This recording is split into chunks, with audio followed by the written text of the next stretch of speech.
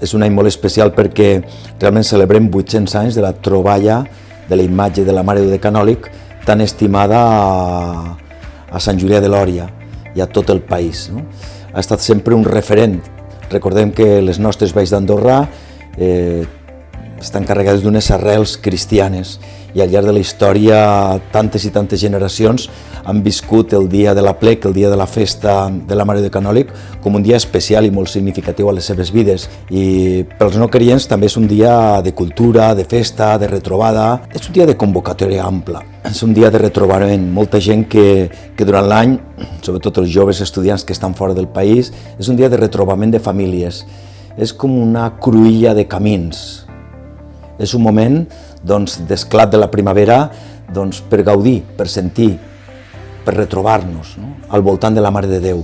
I tots els que pugen des del poble fins dalt al santuari a peu és un camí de reflexió, és un camí d'esforç, és un camí de ganes de pujar i de posar la vida als peus de la Verge, no? Per demanar-li aquesta força per viure durant l'any, no? I trobar el sentit a la vida i presentar neguits i alegries.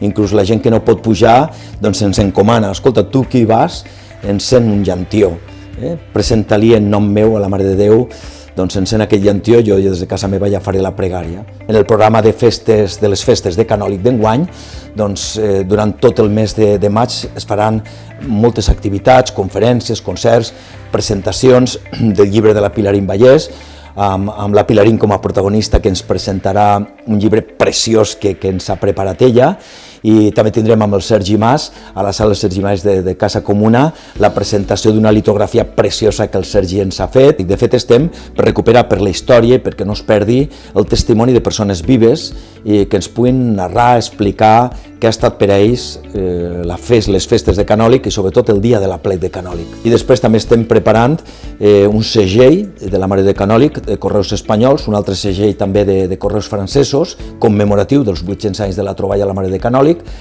També s'està ultimant la gravació Tirites, el títol del curtmetratge que narra la història de la nostra estimada Mare de Canòlic. La missa de 12 d'aquell dia, enguany tenim l'alegria de poder-ho fer amb 3 corals, no? La coral nostra de casa, la coral Rocafort, la coral de la capella Santa Maria de Puigcerdà i la coral Signum de la Seu d'Urgell, i aniran acompanyats, com a músic vindrà la cobla Ciutat de Manresa, no? Actualment la talla que tenim, que es venera al santuari d'Alta la Muntanya, és del nostre estimat Sergi Mas. I el dia de Canòlic baixarem aquesta talla del Sergi Mas, la posarem aquí baix i l'original la pujarem. Farem un canvi aquell dia. Hem fet 2 peticions al Vaticà. Una primera petició que hem fet, que ha estat aprovada, és declarar tota la setmana com a setmana jubilar. Del 20 al 27 de maig serà setmana jubilar. Amb molta il·lusió viurem, com ara fa 25 anys també es va fer aplec jubilar, enguany el que hem fet és setmana jubilar, tota la setmana. I la segona, hem demanat audiència, estem esperant a data d'avui, esperant que ens confirmin una data volem portar-li una talla original de la Mare de Canòlic al Sant Pare el Papa Francesc. Evidentment, com a rector de l'Aurèdia, com a rector de Sant Julià de Lòria, convidar a tota la població, a l'Aurèdia i ses contorns, com cantem als gojos del dia de l'aplec, convidar a participar enguany de manera ben especial, fer l'esforç de pujar-hi, de ser-hi, de participar en aquest aplec 2023. A motiu dels 800 anys de la troballa de la Mare de Canòlic, jo crec que és una oportunitat per a nosaltres de guanyar el jubileu i de tenir aquesta força de la Verge a la nostra vida, no? Que ens continuï guiant, que ens continuï acompanyant, no?